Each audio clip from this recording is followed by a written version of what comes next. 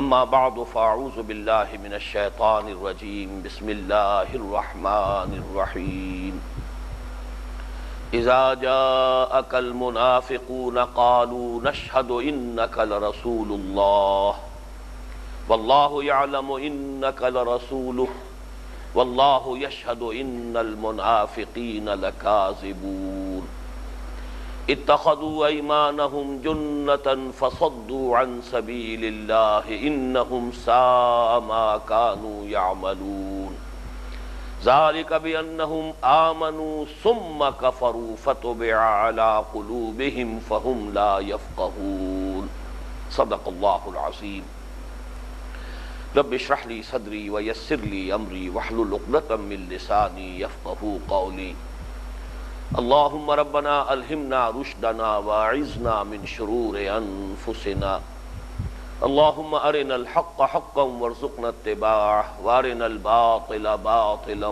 وارزقنا اجتنابه اللهم طهر قلوبنا من النفاق واعمالنا من الرياء والسنتنا من الكذب واعیننا من الخیانة فإنك تعلم خائنة الأعين وما تخفي الصدور آمین یا رب العالمین۔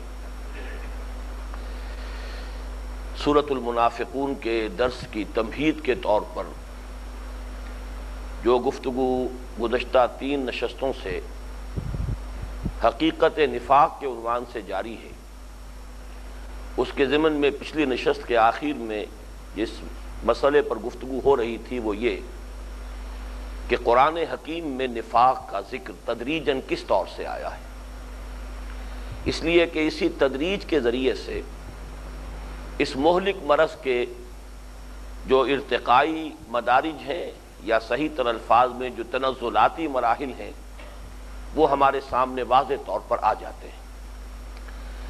اس ضمن میں یہ بات واضح ہو چکی ہے کہ قرآن حکیم نے اولاً اسے صرف ایک مرض سے تعبیر کیا، ایک روگ، ایک بیماری، جسے کوئی نام نہیں دیا گیا، کوئی معین اصطلاح استعمال نہیں کی گئی، اور مرض بھی نکرہ کی صورت میں، فی قلوبہم مرض، ایک بیماری، کوئی بیماری۔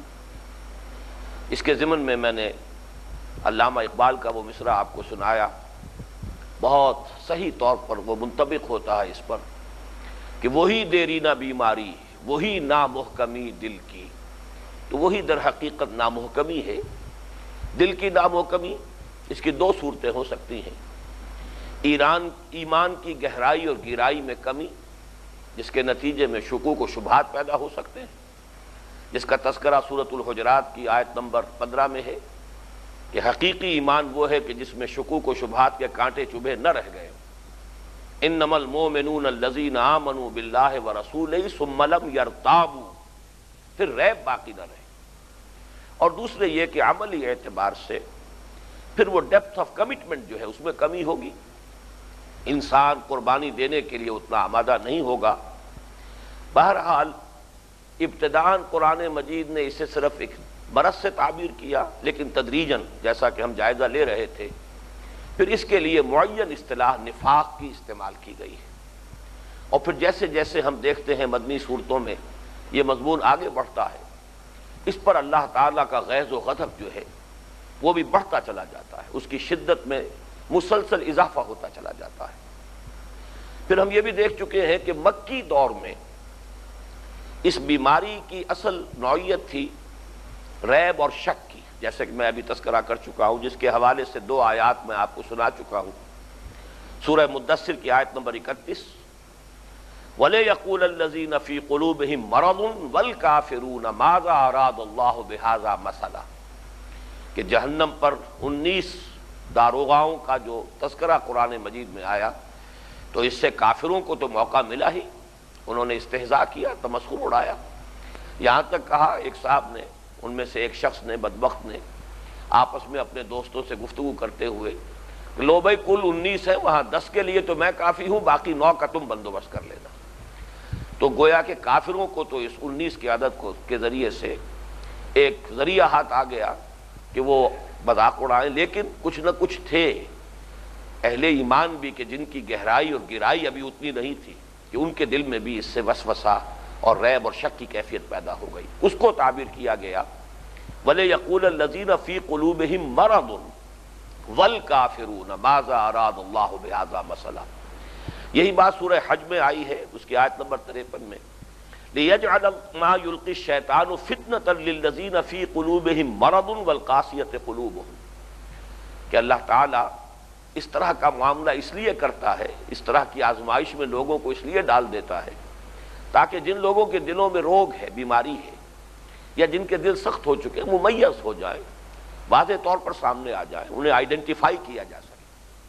بہرحال مکی دور میں جو مرض ہے وہ تو یہ تھا، وسوسہ، ریب، شک، شبہات، اور عملی نفاق جو ظاہر ہوا ہے. تو پورے مکی قرآن میں یہ میں عرض کر چکا ہوں کہ 2/3 قرآن مکی صورتوں پر مشتمل ہے، اور اس میں صرف ایک جگہ لفظ منافق آیا ہے، اور وہ سورہ عنکبوت کی آیت نمبر 11 ہے.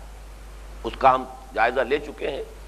الف لام میم حسب الناس ان یترکوا ان یقولوا آمنا وهم لا یفتنون وَلَقَدْ فَتَنَّا الَّذِينَ مِن قَبْلِهِمْ فَلَيَعْلَمَنَّ اللَّهُ الَّذِينَ صَدَقُوا وَلَيَعْلَمَنَّ الْكَاذِبِينَ.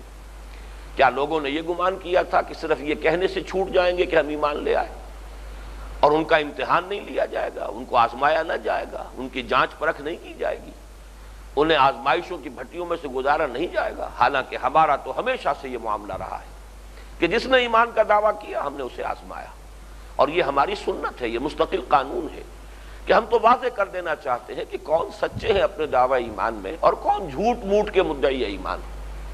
یہ مضمون اسی سورہ مبارکہ کا جو پہلا رکوع ہے یہ اسی کی ابتدائی آیات تھی. ذرا آگے چل کر اس کو کھول کر بیان کر دیا گیا. وَمِنَ النَّاسِ مَن يَقُولُ آمَنَّا بِاللَّهِ فَإِذَا أُوذِيَ فِي اللَّهِ جَعَلَ فِتْنَةَ النَّاسِ كَعَذَابِ اللَّهِ وَلَئِن جَاءَ نَصْرٌ مِّن رَّبِّكَ لَيَقُولُنَّ إِنَّا كُنَّا مَعَكُمْ أَوَلَيْسَ اللَّهُ بِأَعْلَمَ بِمَا فِي صُدُورِ الْعَالَمِينَ وَلَيَعْلَمَنَّ اللَّهُ الَّذِينَ آمَنُوا وَلَيَعْلَمَنَّ الْمُنَافِقِينَ. اہل ایمان میں سے کچھ ایسے بھی ہیں جو یہ کہتے تو ہیں کہ ہم اللہ پر ایمان لے آئے، لیکن جب اللہ کی راہ میں انہیں کوئی ایذائیں پہنچائی جاتی ہیں، کوئی تکلیفیں دی جاتی ہیں، تو وہ اس سے ایسے گھبرا اٹھتے ہیں جیسے اللہ کے عذاب سے گھبرانا چاہیے. لیکن اگر اللہ کی مدد آ جائے گی تو یہی لوگ ہوں گے جو آگے بڑھ بڑھ کر کہیں گے کہ ہم بھی تو آپ کے ساتھ تھے. فتح و نصرت کے ثمرات میں حصہ لینے کے لیے یہاں موجود ہوں گے، لیکن اس وقت آزمائشوں کی بھٹیوں سے گھبرا رہے ہیں. اب کھول دیا گیا، یہ ہماری تو سنت ہے. وَلَيَعْلَمَنَّ اللَّهُ الَّذِينَ آمَنُوا وَلَيَعْلَمَنَّ الْمُنَافِقِينَ. اللہ تو کھول کر رکھ دے گا، واضح کر دے گا کون حقیقتاً مومن ہے اور کون منافق ہے. یہ واحد آیت ہے تمام مکی صورتوں میں جہاں لفظ منافق آیا ہے. اب اس نفاق کی نوعیت جو ہے وہ کیا ہے کہ وہاں اسلام کا اعلان کرنے پر، کلمہ شہادت زبان سے ادا کرنے پر، ایمان کا اظہار کرنے پر مخالفت شروع ہو جاتی تھی، تشدد شروع ہو جاتا تھا، مار پیٹ شروع ہو جاتی تھی. اب کچھ لوگ تو وہ تھے، بلکہ اکثر وہی تھے الحمدللہ کہ جو ثابت قدم رہے، پوری طرح جمے رہے. ویسے تو یہ کہ کوئی ایک مثال بھی نہیں ہے کہ کسی نے بھی پسپائی اختیار کی ہو عملاً، لیکن باطنی طور پر طبیعت میں اگر کچھ گھبراہٹ کا عنصر پیدا ہوا ہے تو اس پر بھی اللہ تعالیٰ نے گرفت فرما لی ہے کہ یہ چیز جان لو، اگر ثابت قدم نہیں رہو گے تو پھر اس کی آخری منزل نفاق ہے. اس کے بعد آئیے جہاں تک مدنی دور کا تعلق ہے، پہلی بات تو یہ واضح ہو جانی چاہیے کہ مدنی دور میں اس طور کی کوئی آزمائش نہیں تھی، اس لیے کہ یہ تو مسلمانوں کا ماحول تھا. حضور صلی اللہ علیہ وسلم اور اہل ایمان کو یہاں فیصلہ کن غلبہ حاصل ہو چکا تھا. لہذا ایمان لانے میں، کلمہ شہادت ادا کرنے میں، اسلام کا دعویٰ کرنے میں کوئی آزمائش نہیں تھی، کوئی تکلیف نہیں، کوئی پرسیکیوشن نہیں، کوئی تشدد نہیں. ہر شخص کو کھلی آزادی ہے جب چاہے ایمان لے آئے. لہذا اس نوع کا امتحان اور آزمائش جیسا کہ مکی دور میں معاملہ تھا وہ مدنی دور میں نہیں رہا. البتہ اب یہاں اس مرض کی کیفیت کیا ہو گئی؟ اب یہ سارا مرض جس نے کہ بعد میں تدریجاً ترقی پا کر منافقت کی شکل اختیار کی، اس کی نوعیت کیا ہے؟ وہ یہ ہے کہ جب جہاد اور قتال کے لیے پکارا جاتا تھا، ایمان کے لیے قربانی دینے کے لیے ترغیب دی جاتی تھی، جان ہتھیلی پر رکھ کر میدان میں آنے کے لیے پکارا جاتا تھا، اس وقت ان کے پائے ثبات میں لغزش ہوتی تھی. گویا کہ مدنی دور کا مرض کیا ہے، نوٹ کر لیجئے اس کو اچھی طرح، میں چاہتا ہوں سمجھ لیں کہ مکی دور کا مرض کیا تھا؟ شکوک و شبہات. مدنی دور کا مرض کیا ہے؟ وہ مرض وہ ہے کہ جو ہم پڑھ چکے ہیں سورہ توبہ کی آیت نمبر 24 میں، یعنی انسان کو اپنی جان، اپنا مال، اپنے اہل و عیال، اپنے اعزاء و اقارب زیادہ محبوب ہو جائیں اللہ سے، اللہ کے رسول سے اور اللہ کی راہ میں جہاد کرنے سے۔ یہ ہے مرض، یہ ہے روگ۔ نامحکمی جو دل کی ہے وہ مدنی دور میں اس صورت میں ظاہر ہوئی کہ قل ان کان آباؤکم وابناؤکم واخوانکم وازواجکم وعشیرتکم واموال اقترفتموها وتجارۃ تخشون کسادها ومساکن ترضونها احب الیکم من اللہ ورسولہ وجہاد فی سبیلہ فتربصوا حتی یاتی اللہ بامرہ واللہ لا یہدی القوم الفاسقین۔ اے نبی ان سے کہہ دیجئے کہ اگر تمہیں اپنے باپ اور اپنے بیٹے اور اپنے بھائی اور اپنی بیویاں یا بیویوں کو ان کے شوہر اور اپنے رشتہ دار اور وہ مال جو تم نے بڑی محنت سے کمائے ہیں اور جمع کیے ہیں اور وہ کاروبار جو بڑی محنت سے جمائے ہیں اور جن کے کساد کا اور مندے کا تمہیں اندیشہ رہتا ہے، اور وہ بلڈنگیں اور وہ حویلیاں اور وہ کوٹھیاں جو تم نے تعمیر کی ہیں، انہیں سجایا ہے، وہ تمہیں اگر یہ چیزیں محبوب تر ہیں اللہ سے اور اس کے رسول سے اور اس کی راہ میں جہاد کرنے سے، تو جاؤ انتظار کرو۔ فتربصوا حتی یاتی اللہ بامرہ، یہاں تک کہ اللہ تعالیٰ اپنا فیصلہ سنا دے، اور اللہ ایسے فاسقوں کو ہدایت نہیں دیتا۔ یہ ہے مرض، اور اس کو اب ذرا تجزیہ کر کے دیکھ لیجئے کہ میں عرض کر چکا ہوں کہ یہ مرض جب تک تو اس درجے میں رہے کہ اعتراف تقصیر ہو، خطا کو انسان تسلیم کرتا رہے، استغفار کرتا رہے، اصلاح کے لیے کوشاں رہے، کمر ہمت کو اثر نو کستا رہے، چاہے اگر وہ کمزور طبیعت کا انسان ہے تو بار بار گر رہا ہو، یہ تو اللہ تعالیٰ جانتا ہے کہ کس کو اس نے قوی پیدا کیا ہے، کس کو ضعیف پیدا کیا ہے، لیکن ہمت نہ ہارے، نہ تو جھوٹی معذرت ہو اور نہ ہی کوئی اپنے ان غلطیوں اور تقصیرات پر خامخواہ کا پردہ ڈالنے کی کوشش ہو، اور مسلسل آدمی کوشاں رہے اپنی اصلاح میں، تو پھر اسے صرف ضعف ایمان کہا جائے گا، یہ نفاق نہیں ہے۔ البتہ نفاق کا پھر جو ظہور ہوگا وہ جھوٹ کی شکل میں ہوگا۔ اولاً جھوٹے بہانے بنائے جائیں گے، یہ گویا کہ نفاق کا آغاز ہو گیا۔ ثانیاً پھر جھوٹی قسمیں کھا کر اپنے اس معذرتوں کو مزید موقت کیا جائے گا، یہ گویا کہ دوسری سٹیج میں نفاق کا مرض داخل ہو گیا۔ اور تیسری سٹیج اس کی وہ ہے کہ پھر انسان کو شدید نفرت اور عناد اور بغض ہو جاتا ہے بالعموم مومنین صادقین سے، کہ یہ لوگ دیوانے جو ہیں ان کی وجہ سے ہم نمایاں ہوتے ہیں، یہ ہر پکار پر لبیک کہتے ہوئے آگے بڑھ جاتے ہیں، ہم پیچھے رہ جاتے ہیں۔ ان سے نفرت بجائے اس کے کہ ان کے لیے پریز ہو، ان کے لیے تحسین ہو، ان کی قدر و قیمت ہو، ان سے محبت ہو، الٹا ان سے نفرت، ان سے عداوت، ان سے بغض پیدا ہو جاتا ہے۔ اور سب سے بڑھ کر بغض اور نفرت اور عداوت اور عناد وہ جو بھی قائد ہیں محمد الرسول اللہ صلی اللہ علیہ وسلم، ان کے ساتھ ہوا۔ تو یہ سٹیج جو ہے یہ ہے در حقیقت پوائنٹ آف نو ریٹرن، یہ ٹی بی کی تھرڈ سٹیج ہے کہ یہاں سے اب اصلاح کی کوئی امید نہیں۔ لیکن میں آج اس میں تھوڑا اضافہ کر رہا ہوں کہ یہ تو اصل میں ظاہری جو رویہ ہے تدریجاً نفاق کے ارتقاء کا، وہ میں نے سامنے آپ کے رکھا ہے۔ ایک باطنی کیفیت بھی ہے۔ یہ مرض جب نفاق کی شکل اختیار کرتا ہے تو انسان کے اندر نفسیاتی اعتبار سے کن کن مراحل سے انسان گزرتا ہے، اس کو ذرا غور کر لیجئے۔ یہ در حقیقت سورہ حدید کی آیت نمبر 14 میں آیا ہے۔ وہاں جو نقشہ کھینچا گیا ہے تفصیل سے تو ہم مطالعہ کریں گے جب سورہ حدید پر انشاءاللہ تعالی ہمارا جو یہ منتخب نصاب کا درس پہنچ جائے گا، لیکن یہاں ذرا نوٹ کر لیجئے تاکہ مضمون مکمل ہو جائے کہ وہ پل صراط کہ جس پر گویا کہ چھلنی لگے گی، کہ جو مسلمان دنیا میں کہلاتے تھے ان میں سے مومنین صادقین جدا ہو جائیں، منافقین جدا ہو جائیں، اس وقت روشنی ملے گی، نور ملے گا اہل ایمان کو، مومنین صادقین کو، جو ان کے سامنے کی طرف اور داہنی طرف دوڑتا ہوا ہوگا۔ یسعی نورہم بین ایدیہم و بایمانہم، یہ نقشہ سورہ حدید میں بھی کھینچا گیا، سورہ تحریم میں بھی۔ یہ جو 10 مدنی صورتیں ان میں سے پہلی صورت میں بھی ہے یسعی نورہم بین ایدیہم و بایمانہم، اور آخری صورت سورہ تحریم اس میں بھی ہے۔ اس وقت جو لوگ رہ جائیں گے محروم، جنہیں کوئی روشنی نہیں ملے گی، وہ پکاریں گے اہل ایمان کو، انظرونا، ذرا ہمارا انتظار کرو، نقتبس من نورکم، اور ہم بھی تمہاری اس روشنی سے ہم بھی کچھ فائدہ اٹھا لیں، اس روشنی میں ہم بھی یہ راستہ طے کر لیں۔ لیکن یہ ہے کہ ان سے یہ کہا جائے گا کہ لوٹ جاؤ پیچھے کی طرف، یہ نور تو دنیا میں کمایا گیا تھا، نور ایمان، نور اعمال، یہ ایسے ہی نہیں ملا ہے بلکہ لوگوں نے کمایا ہے، محنت کی ہے، حاصل کیا ہے۔ اگر تمہارے لیے ممکن ہے لوٹ جاؤ پیچھے کی طرف اور حاصل کرو نور، گویا کہ ایک ناممکن شے۔ اس کے بعد ان کے مابین ایک فصیل حائل کر دی جائے گی، پھر وہ پکار کر کہیں گے ان اہل ایمان سے الم نکم معکم، کیا دنیا میں ہم آپ کے ساتھ ہی نہ تھے؟ آج اتنا فرق اور تفاوت عظیم جو ہے ہمارے اور آپ کے درمیان ہو گیا۔ دنیا میں ہم آپ کے ساتھ ہی نمازیں پڑھتے تھے، روزے رکھتے تھے، مسلمان شمار ہوتے تھے۔ اب یہاں ان کا جواب آیا ہے قالوا بلا، وہ جواب دیں گے کیوں نہیں، یقیناً تم ہمارے ساتھ تھے، مسلمان تھے۔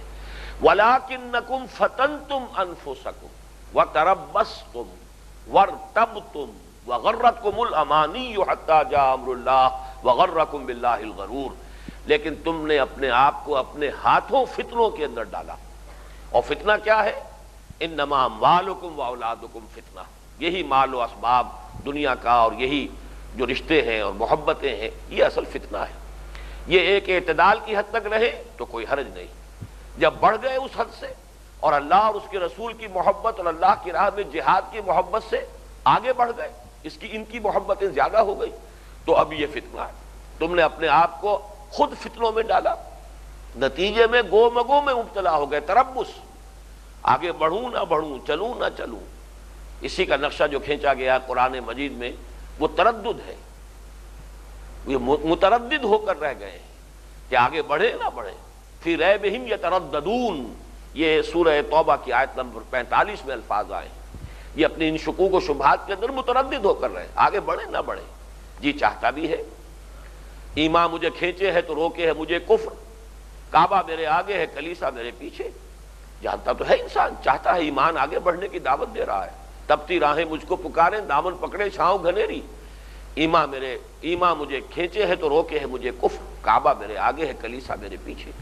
تو یہ ہے اصل میں وہ صورتحال، تربص وتربصتم وارتبتم، نتیجتاً جو ایمان کی تھوڑی بہت پونجی تمہیں نصیب ہوئی تھی اس میں اب شکوک و شبہات کے کانٹے چبھنے شروع ہو گئے۔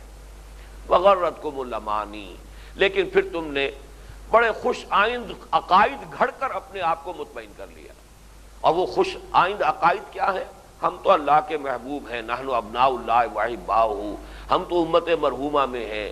پھر یہ کہ اللہ تو بڑا غفور ہے، بڑا رحیم ہے، بڑا نکتہ نواز ہے، وہ کسی کو کیا عذاب دے گا، کیا وہ کسی کو تکلیف دے کر راضی ہوگا، معاذ اللہ۔ یہ ہے وہ امانی، غرتکم الامانی، تھپک تھپک کر لوریاں دے دے کر یہ خیالات انسان کو سلا دیتے ہیں۔ خواب سے بیدار ہوتا ہے ذرا محکوم اگر، پھر سلا دیتی ہے اس کو حکمراں کی ساحری۔ وغرکم باللہ الغرور، اور تمہیں خوب دھوکہ دیا اس دھوکے باز نے اللہ پر، اللہ کی غفاری اور رحیمی کی شان کا تذکرہ کر کے تمہیں دھوکے میں مبتلا کر دیا۔ تو یہ ہے در حقیقت وہ باطنی کیفیت نفسیاتی کہ انسان ان چیزوں کی محبت میں حد اعتدال سے بڑھ گیا، اس کے نتیجے میں تربص، گو مگو اور تردد کی کیفیت، اس کے نتیجے میں جو تھوڑی بہت پونجی تھی وہ برف کی طرح پگھل گئی، اور اس کے بعد انسان پھر امانی کا، من گھڑت عقائد اور خیالات اور نظریات کا سہارا لے کر جیتا رہتا ہے۔ غرتکم الامانی حتی جاء امر اللہ وغرکم باللہ الغرور فالیوم لا یؤخذ منکم فدیۃ ولا من الذین کفروا، تو آج نہ تم سے کوئی فدیہ قبول کیا جائے گا نہ کافروں سے۔ یہ گویا کہ بہت خوبصورت تعبیر ہے کہ دنیا میں تم مسلمانوں کی حیثیت سے اہل ایمان کے ساتھ تھے، یہاں انجام کے اعتبار سے اب تمہیں ساتھ ہونا ہے کافروں کے، یہاں پر بریکٹڈ ہو گئے ہو کفار کے ساتھ، وہاں دنیا میں تم بریکٹڈ تھے مسلمانوں کے ساتھ، اہل ایمان کے ساتھ۔ بس یہ ہے فرق و تفاوت کے جو وہاں واقع ہو جائے گا۔ اب آگے چلیے، اس پوری بحث سے میں ایک نتیجہ نکال رہا ہوں، اور یہ ذرا ایک نئی سی بات ہے جو آج میں کہہ رہا ہوں، اس پر آپ توجہ فرمائیے۔ اس کا اہم ترین نتیجہ اس پوری بحث کا یہ نکلتا ہے کہ ہمارے معاشرے میں جس مرض کو ہم نفاق کا نام دے سکتے ہیں وہ صرف انہی لوگوں میں پیدا ہو سکتا ہے جو اولاً اقامت دین کی جد و جہد، غلبہ دین کی جد و جہد کو قبول کریں، اس کی دعوت پر لبیک کہیں، آگے بڑھیں، لیکن پھر جب آزمائشیں آئیں، جب تقاضے آئیں، جب مطالبے آئیں، تو پھر وہ گریز کا راستہ اختیار کریں، پسپائی کا راستہ اختیار کریں، پیچھے ہٹنے کی روش اختیار کریں، فرار کا راستہ اختیار کریں۔ صرف یہ لوگ ہوں گے کہ جن پر نفاق کا اطلاق ہوگا۔ باقی جو ہمارے معاشرے میں لوگ ہیں ان کی بیماریوں کو اور 100 نام آپ دے سکتے ہیں، مثلاً یہ کہ ہماری عظیم اکثریت غفلت میں مبتلا ہے، انہیں معلوم ہی نہیں کہ دین کے کچھ فرائض بھی ہیں۔ یہ تو پتا ہے کہ نماز اور روزہ فرض ہے، اور جس شخص کے پاس پیسہ ہو اس پر زکوٰۃ فرض ہے، اور جس کے پاس استطاعت ہو جس سے حاصل حج فرض ہے، یہ معلوم ہے۔ تو جو شخص کر رہا ہے بہت مطمئن ہے، جو نہیں کر رہا اسے بھی ایک سینس آف گلٹ ہے، ایک احساس زیاں موجود ہے۔ وائے ناکامی متائے کارواں جاتا رہا، اور کارواں کے دل سے احساس زیاں جاتا رہا۔ یہ احساس زیاں بھی بہت قیمتی ہے، لیکن یہ انہیں بتایا ہی نہیں گیا ہے کہ اقامت دین کی جد و جہد بھی فرض ہے، یہ تصور ان کے سامنے آیا ہی نہیں، تو وہ تو غافل ہے۔ ان کی کیفیت در حقیقت آپ انہیں غافل کہیں گے، منافق نہیں کہہ سکتے، اس لیے کہ ان کے سامنے اس فریضے کی اہمیت آئی ہی نہیں، نہ انہوں نے اس پکار پر کبھی لبیک کہی، نہ کوئی کبھی آزمائش اس نوعیت کی انہیں پیش آئی، نہ اس کے نتیجے میں انہوں نے کوئی پسپائی اختیار کی۔ غفلت کہیے، بے یقینی کہیے، ضعف ایمان کہیے، معصیت کہیے، ضلالت کہیے، الحاد کہیے، زندقہ کہیے، یہ ساری بیماریاں مسلمانوں میں ہو سکتی ہیں، عام مسلمان۔ لیکن نفاق جس مرض کا نام ہے وہ در حقیقت اس کا یہ پورا مطالعہ جو ہم نے کیا ہے اس کے حوالے سے اس کا اطلاق اگر ہوگا تو صرف اس کیفیت پر کہ کوئی شخص یا کچھ لوگ یا کوئی گروہ یا کوئی جماعت وہ سمجھ کر کے اقامت دین کی جد و جہد فرض ہے، اس کے لیے تن من دھن لگا دینا یہ ہمارے ایمان کا عین تقاضا ہے۔ ایمان کی تو تعریف ہی یہ ہے، انما المؤمنون الذین آمنوا باللہ ورسولہ ثم لم یرتابوا وجاہدوا باموالہم وانفسہم فی سبیل اللہ اولئک هم الصادقون۔ ایمان کے ساتھ جہاد، اور جہاد کس لیے؟ لیظہرہ علی الدین کلہ، یہ ہدف ہے، اور اس کے لیے تن من دھن لگا دینا اور جہاد اور قتال کے لیے آمادہ ہونا یہ ایمان کا عین تقاضا۔ یہ بات واضح ہو گئی نظری اعتبار سے، دل کو اچھی لگی، اس کو قبول کیا، کسی گروہ میں کسی جماعت میں اسی کے لیے شریک ہوئے۔ لیکن اب جب تقاضے آئے سامنے، وقت کا مطالبہ ہو رہا ہے، اپنا وقت فارغ کرنا پڑے گا، وہی وقت کے جو بہت قیمتی شے ہے، آج کے دور کی قیمتی ترین متاع جو ہے وہ وقت ہے۔ اسی میں یہ ہے کہ پیسہ لگانا پڑتا ہے، اسی میں یہ کہ اگر تنظیم ہے، نظم ہے، ڈسپلن ہے، تو جو بھی اپنے سے اوپر لوگ ہیں ان کی ڈانٹیں سننی پڑتی ہیں، اس میں زجر و ملامت بھی ہوتی ہے، کوتاہی کے اوپر جو ہے وہاں وضاحتیں پیش کرنی پڑتی، نظم تو اس کے بغیر نہیں چل سکتا۔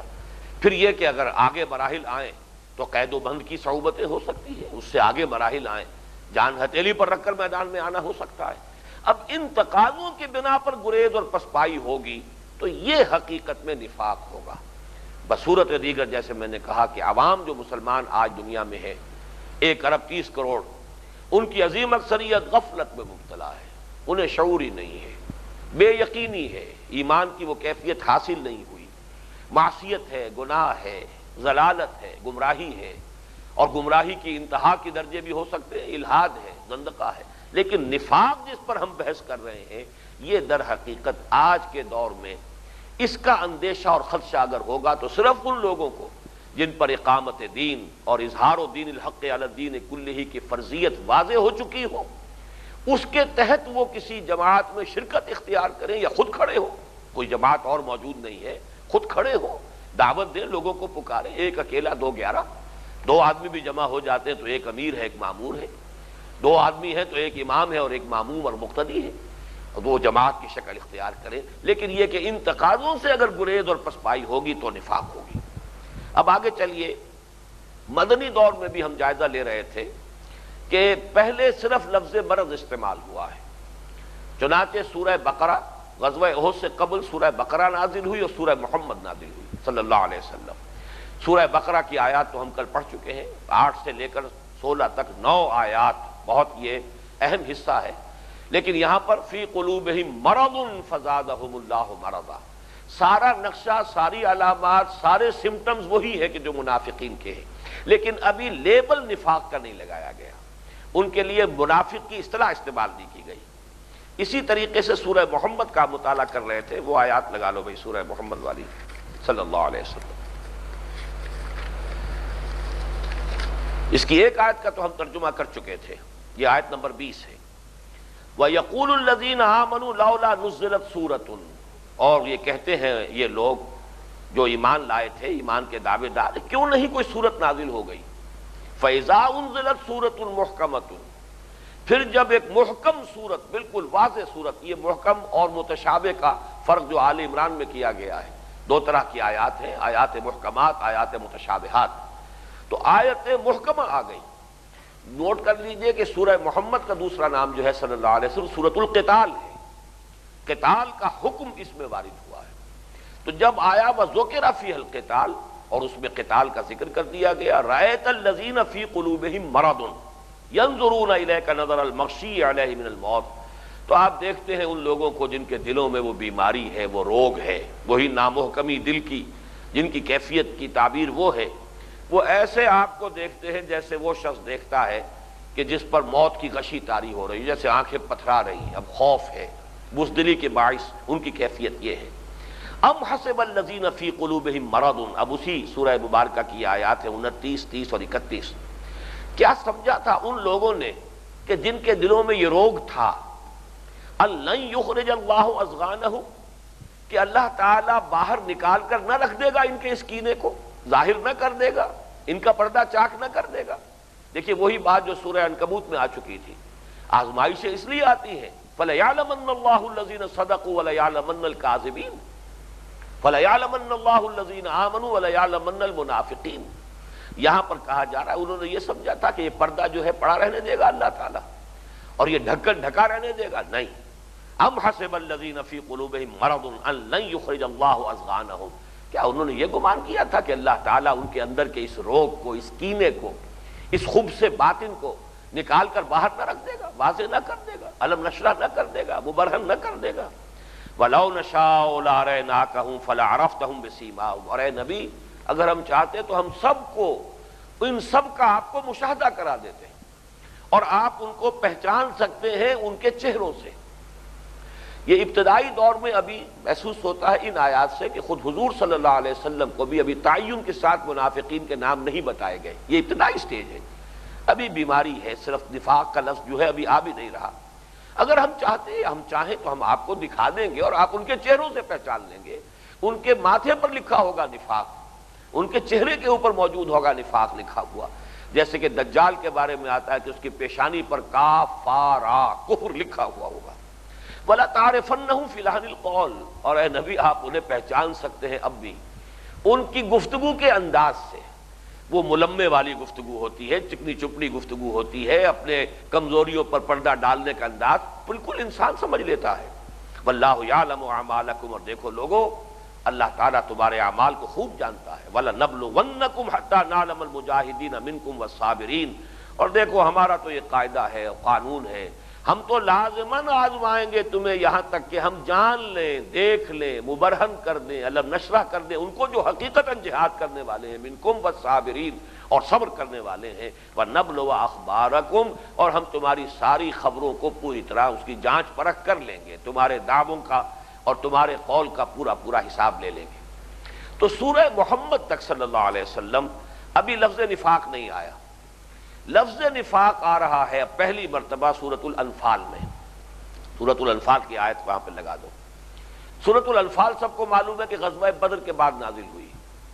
تو گویا کہ غزوہ بدر کے بعد پہلی مرتبہ قرآن مجید میں مکی دور میں لفظ منافق استعمال ہوا ہے. اذ یقول المنافقون، آیت نمبر 49 ہے یہ، جبکہ کہہ رہے تھے منافق لوگ، والذین فی قلوبہم مرض، اور وہ کہ جن کے دلوں میں روگ تھا. اب دیکھیے یہاں ان کو بریکٹ کیا گیا ہے، یعنی ابھی کچھ ایسے لوگ بھی تھے کہ جن کا مرض ابھی صرف ضعف ایمان کے درجے میں تھا، ابھی وہ نفاق کی حد تک نہیں پہنچا تھا. لیکن اب کچھ لوگ ایسے بھی پیدا ہو چکے تھے کہ جن کے اب وہ مرض جو ہے ضعف ایمان سے آگے بڑھ کر نفاق کی سرحدوں میں داخل ہو چکا ہے. یہ گویا کہ غزوہ بدر کے بعد یہ ارتقائی مرحلہ ہمارے سامنے آ رہا ہے. اذ یقول المنافقون والذین فی قلوبہم مرض غر ہؤلاء دینہم، انہوں نے کہا ان لوگوں کو تو دھوکے میں ڈال دیا ہے ان کے دین نے، بلکہ صحیح ترجمہ ہوگا، ترجمانی ہوگی، ان لوگوں کی مت مار دی ہے ان کے دین نے. انہیں کچھ ہوش ہی نہیں، کتنا بڑا پاگل پن ہے بقول ان کے، معاذ اللہ، کہ یہ نہتے. آپ کے علم میں ہوگا غالباً کہ غزوہ بدر میں 313 میں سے صرف 8 صحابہ کے پاس تلواریں تھیں، تلواریں تک نہیں ہیں. اور یہ 313 جو ہے 1000 جو ہے آہن پوش جن کے پاس 100 گھوڑوں کا تو ایک رسالہ موجود ہے، اور ان کے مقابلے میں جانے کے لیے تیار ہیں. تو یہ لوگ غر ہؤلاء دینہم، ان لوگوں کی تو مت مار دی ان کے دین نے. یہ بالکل وہی انداز ہے کہ جو سورہ بقرہ میں آیا تھا، انؤمن کما آمن السفہاء، کیا ہم ایمان لائیں ان بے وقوفوں اور احمقوں کے مانند؟ انہیں تو کوئی ہوش ہی نہیں، یہ تو دیوانے ہیں، پاگل ہو گئے، یہ تو فینیٹکس ہیں، انہیں کوئی ہوش نہیں. وَمَن يَتَوَكَّلْ عَلَى اللَّهِ فَإِنَّ اللَّهَ عَزِيزٌ حَكِيمٌ. ان بدبختوں کو کیا معلوم اس حقیقت ایمانی سے انہیں کہاں تعارف حاصل ہوا. جیسے کہا اکبر نے کہ گزر ان کا ہوا کب عالم اللہ اکبر میں، وہ تو عالم اللہ اکبر میں کبھی گزر ہو تو انہیں معلوم ہو جائے گا کہ وَمَن يَتَوَكَّلْ عَلَى اللَّهِ فَإِنَّ اللَّهَ عَزِيزٌ حَكِيمٌ. جو اللہ تعالیٰ پر توکل کرتا ہے تو اللہ تو زبردست ہے. جو اس پر اعتماد کرے وہ کبھی بھی اس کے اعتماد کو ٹھیس نہیں پہنچاتا، اس کے اعتماد کو دھوکہ نہیں دیتا، اس کے ٹرسٹ کو بٹرے نہیں کرتا. وہ عزیز ہے، زبردست ہے اور حکیم ہے، اور اس کی حکمت کا تقاضا ہے کہ وہ دودھ کا دودھ پانی کا پانی جدا کر دے. ان آزمائشوں کے ذریعے سے واضح ہو جائے کہ کون حقیقتاً مومن ہے اور کون یہ جھوٹ موٹ کے مدعی ایمان ہے. آگے چلیے. 1 سال بعد غزوہ بدر کے آپ کو معلوم ہے 1 سال 1 ماہ بعد غزوہ احد واقع ہوا. وہاں پھر سورہ آل عمران میں، اور سورہ آل عمران میں بھی صرف ایک جگہ لفظ نفاق آیا ہے، لیکن اب لفظ نفاق آیا ہے فی قلوبہم مرض، ان کو یہاں پر چھوڑ دیا گیا. اب یہ مرض جو ہے مدینے کے ان لوگوں میں، وہ اب آگے بڑھ کر یہ اب مرض نفاق کی معین شکل اختیار کر چکا ہے. یہ آیات نمبر 166 167 ہے. وما اصابکم یوم التقى الجمعان فباذن اللہ. اور دیکھو مسلمانوں، جو کچھ تم پر واقع ہوا، جو مصیبت آئی، جو تکلیف آئی، اس روز جس روز کے 2 لشکر آپس میں مٹ بھیڑ جن کی ہوئی، مقابلہ ہوا، وہ اللہ کے حکم سے ہوا، اللہ کے اذن سے ہوا. وَلِيَعْلَمَ الْمُؤْمِنِينَ. اور یہ اس لیے ہوا کہ اللہ دیکھ لے کہ کون ہے حقیقی مومن، کن میں ہے صبر اور ثبات اور استقلال، کون جمے رہنے والے ہیں، کن میں استقامت ہے. تو یہ جان لینا چاہتا ہے، اللہ دیکھ لینا چاہتا ہے. وَلِيَعْلَمَ الَّذِينَ نَافَقُوا. اور تاکہ جان لے اور کھول دے اور واضح کر دے کہ کون ہے وہ کہ جو نفاق میں مبتلا ہو چکے ہیں. وَقِيلَ لَهُمْ تَعَالَوْا قَاتِلُوا فِي سَبِيلِ اللَّهِ. اور جب ان سے کہا گیا تھا آؤ بھائی اللہ کی راہ میں جنگ میں حصہ لو، اب ادفعوا، یا کم سے کم دفاع تو کرو. اب تو مدینے کے اوپر یہ آفت آ چکی ہے، یہ تو جنگ جو ہے عین تمہارے گھروں پر پہنچ چکی ہے. اب ادفعوا. قالوا لو نعلم قتالا لاتبعناکم. انہوں نے کہا اگر ہمارا خیال ہوتا کہ جنگ ہونی ہے تو ضرور ہم تمہارا ساتھ دیتے. یہ جنگ ونگ کچھ نہیں ہے، یہ تو نورا کشتی ہو رہی ہے. یہ جو محمد کے ساتھی ہیں مہاجرین صلی اللہ علیہ وسلم و رضی اللہ تعالیٰ عنہم اجمعین، انہی کے بھائی بندے جو آئے ہیں، ان کی کوئی آپس کی جو ہے بات ہے، یہ کوئی جنگ نہیں ہے کہ ہم اس میں حصہ لیں. ہم للکفر یومئذ اقرب منہم للایمان. اب یہ بہت نوٹ کیجئے، وہ اس دن ایمان کے مقابلے میں کفر سے کہیں زیادہ قریب تر تھے. یہ گویا کہ اب ایمان سے کفر کی طرف تدریجی جو ترقی ہو رہی ہے یا پسپائی ہو رہی ہے، ترقی کے بجائے تنزل کہنا چاہیے، اس کا یہ مرحلہ درمیانی آیا ہے کہ ابھی کفر کی آخری حد کو نہیں پہنچے ہیں، لیکن یہ کہ یہ لوگ ایمان کے مقابلے میں کفر سے قریب تر تھے اس روز.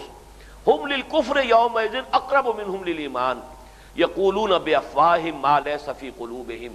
یہ اپنے منہوں سے وہ کچھ کہہ رہے ہیں جو ان کے دلوں میں نہیں ہے. واللہ عالم بما یکتمون. اور اللہ خوب جانتا ہے جو کچھ کہ یہ چھپا رہے ہیں. تو یہ سورہ آل عمران تک گویا کہ سن 3 ہجری میں یہاں تک معاملہ پہنچا تھا. اس کے بعد جو آیا ہے یہ نفاق کا مضمون مکی صورتوں میں. سورہ نساء میرے نزدیک مفصل ترین جو مباحث آئے ہیں نفاق کے وہ سورہ نساء میں، لیکن یہاں میں تفصیل سے اس کا تذکرہ نہیں کر سکتا. میری جو ایک کتاب ہے قرآن حکیم کی صورتوں کے مضامین کا تجزیہ، اجمالی تجزیہ، اس میں یہ بحث پوری موجود ہے. جن کو دلچسپی ہو وہاں مطالعہ کر لیں. میں صرف یہاں گنوا دوں گا کہ سورہ نساء میں نفاق کی 3 بنیادیں بیان کی گئیں، یا 3 اقسام کہہ لیجیے. 3 اسباب سے ان کے اندر نفاق پیدا ہوا. ایک یہ کہ حضور کی ذاتی اطاعت ان پر بہت شاق تھی، جیسے کہ ابھی ہمارے سامنے آ چکا. وہ کہتے تھے کہ آپ اپنی طرف سے حکم کیوں دے رہے ہیں، کیوں نہیں کوئی صورت نازل ہو جاتی، قرآن میں حکم آئے گا تو ہم مان لیں گے، آپ کی بات کیوں مانیں. تو یہ جو شخصی اطاعت تھی کہ محمد الرسول اللہ صلی اللہ علیہ وسلم کی شخصی اطاعت لازم ہے. صرف قرآن نہیں بلکہ جو حکم وہ دے رہے ہیں، ما آتاکم الرسول فخذوہ وما نہاکم عنہ فانتہوا، جو تمہیں رسول دے اسے مضبوطی سے پکڑ لو اور جس چیز سے روک دے رک جاؤ۔ وما ارسلنا بالرسول الا لیطاع باذن اللہ۔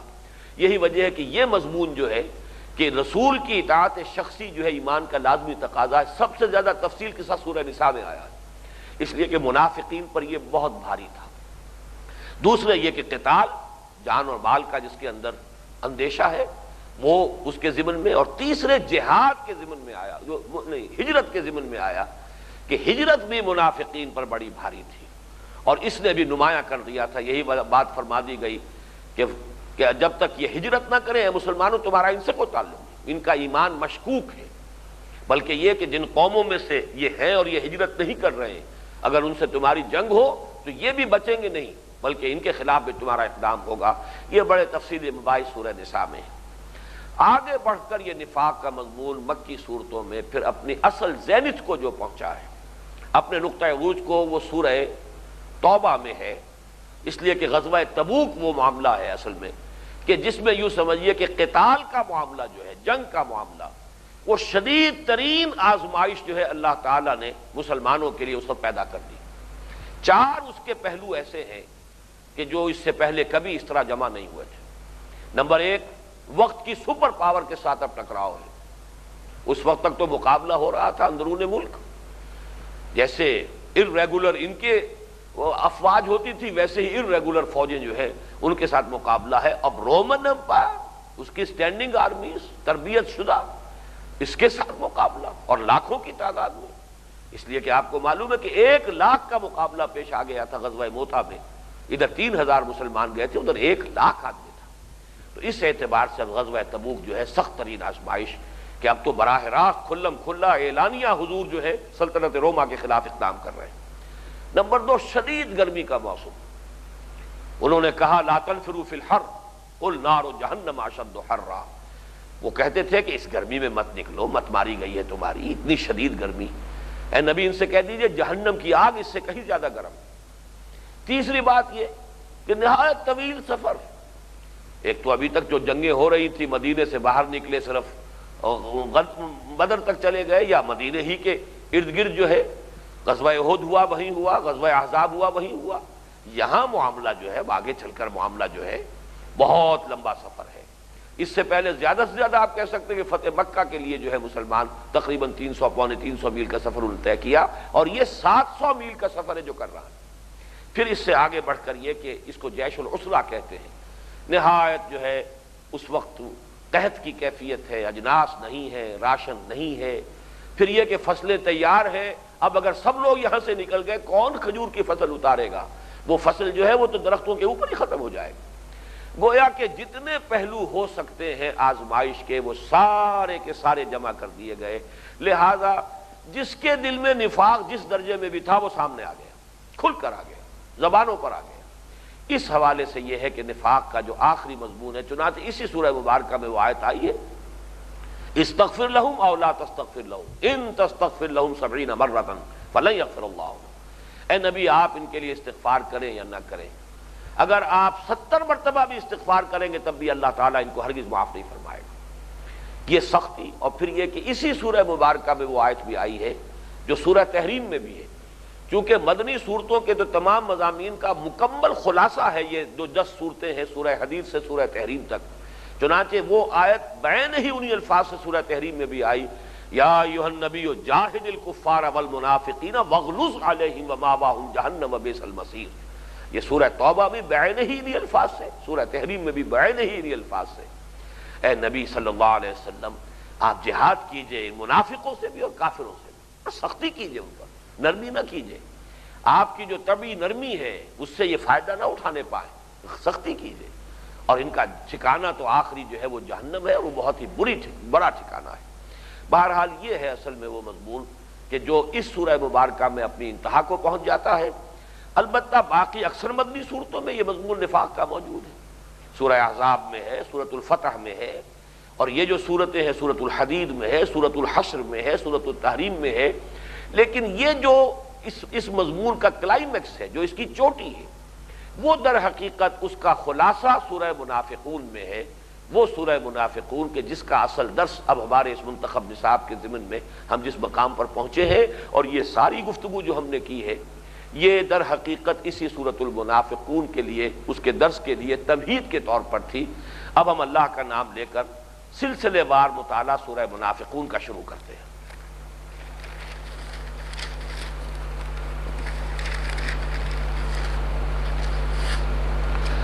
سورہ منافقون کی 3 آیات آج بھی میں نے تلاوت کی ہے، جیسے کہ اس سے پہلے بھی ہم اس کی تلاوت جو ہے کرتے رہے ہیں، لیکن یہاں یہ کہ چونکہ اب ہم سورت کا مطالعہ کرنے چلے ہیں لہذا اس کے ضمن میں بھی 3 تمہیدی باتیں ہیں۔ پہلی بات تو نوٹ کر لیجئے، صرف یاد کرا رہا ہوں کہ سورۃ الجمعہ جس کے متصلاً بعد یہ سورۃ المنافقون آ رہی ہے مصحف میں بھی اور ہمارے اس منتخب نصاب میں بھی، یہ آپس میں انٹرلاکڈ ہے، یہ آپس میں جوڑ دی گئی ہے، جیسے ریل کے 2 ڈبے ہوتے ہیں جن کو آپس میں جوڑ دیا جاتا ہے۔ اور میں نے عرض کیا تھا کہ اس کی ایک مثال ہے قرآن مجید میں سورہ بنی اسرائیل اور سورہ کہف۔ سورہ بنی اسرائیل کی آخری آیت وَقُلِ الْحَمْدُ لِلَّهِ الَّذِي لَمْ يَتَّخِذْ وَلَدًا، اور سورہ کہف کی پہلی آیت الحمد للہ الذی انزل علی عبدہ الکتاب ولم یجعل لہ عوجا۔ گویا کہ سورہ بنی اسرائیل ختم ہو رہی ہے اس حکم پر کہ کہیے کہ کل حمد کل شکر کل ثنا اللہ کے لیے ہے، اور سورہ کہف شروع ہو رہی ہے الحمدللہ کے کلمات سے کہ کل حمد کل شکر کل ثنا اللہ کے لیے۔ ایسا ہی معاملہ یہاں ہے کہ سورہ جمعہ کی آخری آیت کیا تھی؟ وَإِذَا رَأَوْا تِجَارَةً أَوْ لَهْوًا انفَضُّوا إِلَيْهَا وَتَرَكُوكَ قَائِمًا۔ اے نبی آپ خطبہ دے رہے تھے، کچھ لوگ ایسے ہیں کہ جنہوں نے وہ جب دیکھا ایک کاروبار کا معاملہ یا یہ کہ بات مکمل کرنے کے لیے کچھ کھیل تفریح کھیل تماشا، تو آپ کو کھڑے چھوڑ کر وہ ادھر متوجہ ہو گئے۔ اور میں عرض کر چکا ہوں سورہ جمعہ کی اس آخری آیت کے درس کے ضمن میں کہ اصل میں یہ منافقین کا معاملہ تھا، اسی لیے اب جو بات ہو رہی اذا جاءک المنافقون، اس وقت وہ حضور کو چھوڑ کر چلے گئے تھے اور سورۃ المنافقون شروع ہو رہی ہے، وہ حاضر ہوئے ہیں، اور گویا کہ ایک معذرت خواہانہ انداز کا نقشہ ہے۔ نشہد انک لرسول اللہ اذا جاءک المنافقون قالوا نشہد انک لرسول اللہ۔ تو یہ دونوں آیات جو ہیں سورہ جمعہ کی آخری اور سورہ صف کی سورہ منافقون کی پہلی، یہ گویا کہ آپس میں ان دونوں صورتوں کو جوڑ رہی ہیں۔ یہ میں خاص طور پہ اس لیے کہہ رہا ہوں کہ یہ میں ابتدا میں آپ کو بتا چکا ہوں کہ حضور کے معمولات میں یہ چیز شامل تھی کہ پہلی رکعت میں سورہ جمعہ اور دوسری رکعت میں سورہ منافقون کی آپ تلاوت فرماتے تھے۔ کبھی تو یہ جمعے کے روز فجر کی 2 رکعتوں میں ایسا ہوتا تھا، اور کبھی یہ کہ آپ جمعے کی نماز میں پہلی رکعت میں سورہ جمعہ اور دوسری میں سورہ منافقون۔